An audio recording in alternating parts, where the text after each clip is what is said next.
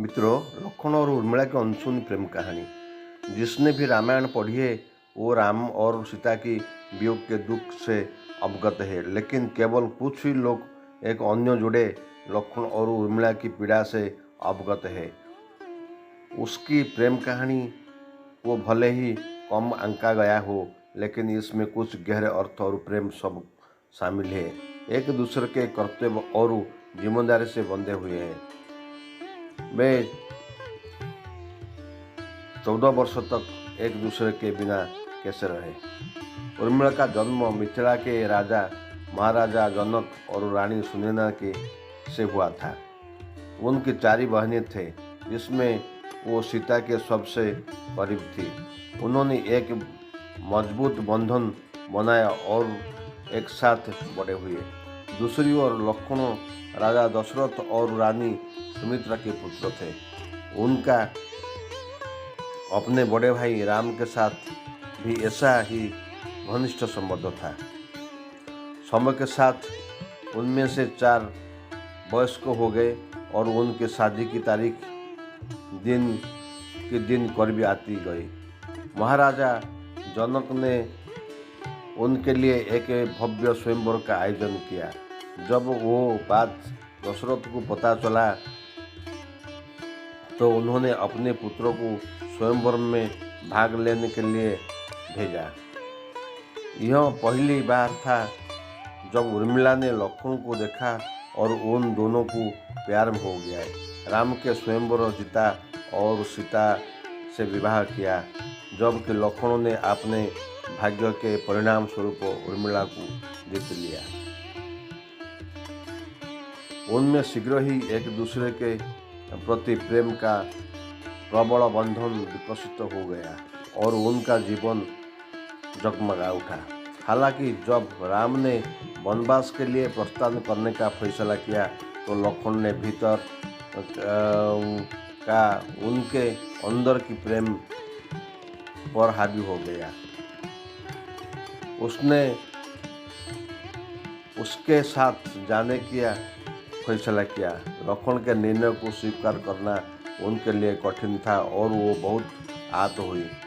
उसने तुरंत उनके पास साथ यात्रा पर चलने का प्रस्ताव रखा। लक्ष्मण उससे अत्यधिक प्रेम करते थे, कभी नहीं चाहते थे कि उर्मिला जंगल में खुद और दर्दनाक जीवन जिए। उसने अपनी रोती हुई पत्नी को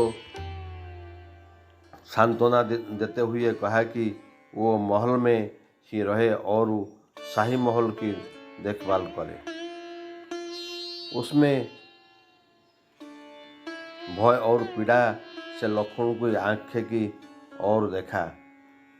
उनकी आंखों से बहते आंसू उसके हृदय के अंदर की पीड़ा का प्रमाण थे, जो भौतिक रूप में पिघल रहे थे। उनके अलग होने के बाद के दुर्भाग्यपूर्ण दिन और रात की नींद हर घंटे उर्मिला को सताती रहती थी। लक्ष्मण ने उसके आंसू पोंछे और उसे विश्वास दिलाया। उन्हें बताया कि कैसे उनके आंसू उन्हें अपने बड़े भाई के प्रति अपना कर्तव्य नहीं निभाने देंगे। उसे मुस्कुराते हुए चेहरे के साथ उससे अलविदा कहने की ज़रूरत है।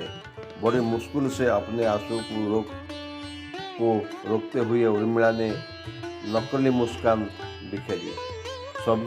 सभी के लिए उर्मिला का बलिदान कम आंका गया है, लेकिन महत्वपूर्ण है। लक्ष्मण और उर्मिला ने आने वाली पीढ़ियों की सिखाया कि प्रेम बलिदान का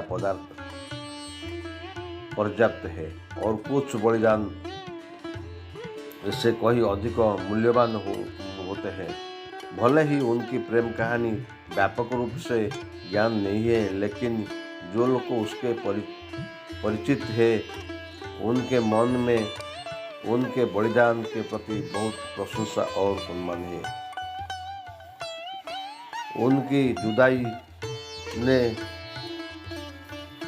2 दिल में तोड़ दिया था। उनके अस्त व्यस्त दिन एक दूसरे की याद और भारी मन के साथ समाप्त हो गया। उन्होंने जिस पीड़ा का सामना किया है वो चांद सितारे और उनके आंखों को पता था जो कोई दिनों से सो नहीं थी। एक अपना भाई भाभी के प्रति अपने कर्तव्य के प्रति जाग हुआ था, जबकि दूसरा कष्ट में ही जागा हुआ था। ऐसे भी एक दिन दहला देने वाली रात निद्रा देवी लक्ष्मण से मिलने आई और उनके खुद को सौंपी गई प्रतिबंधों को से मुक्त करने और सोने पर विचार करने के लिए कहा।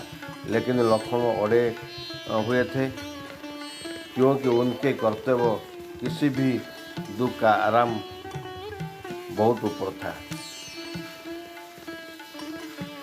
उन्होंने बड़ी विनम्रता से निद्रा देवी से प्रस्ताव को अस्वीकार कर दिया और अपनी प्रतिबद्धता जारी रखी। वो देखकर निद्रा अपने भाई को प्रति उनके समर्पण और प्रेम प्रसन्न हुए, इसलिए उसने उसे वरदान दिया। उसने उसको कहा कि वो उसकी सारी थकान और नींद दूर कर देंगी, लेकिन केवल तभी जब कोई असंतुलन भी भरपाई करने के लिए सहमति हो। लक्ष्मण ने उर्मिला के नाम का सुझाव से पहले दोबारा नहीं सोचा। दूसरी ओर एक अपने पति की जिम्मेदारी की योगदान देकर बहुत खुश थी। इसके बाद उर्मिला लगातार 14 वर्ष तक सोती रही और लक्ष्मण 14 वर्ष तक जागते रहे। सौभाग्य से उर्मिला का बलिदान व्यर्थ नहीं गया। लक्ष्मण ने रावण से पुत्र मेघनाद को मार डाला, जिसे केवल नींद पर विजय प्राप्त करने वाला व्यक्ति के हाथ मारे जाने का वरदान प्राप्त था। नींद पर उनकी विजय के परिणाम स्वरूप लक्ष्मण ही एकमात्र ऐसे व्यक्ति बने जो उसे मार सकती है। हालांकि इसका एकमात्र श्रेय लक्ष्मण को नहीं दिया जा सकता, क्योंकि बराबर का योगदान उनकी पत्नी उर्मिला का था। मित्रों, अगर मेरा वीडियो अच्छा लगा तो सब्सक्राइब करें।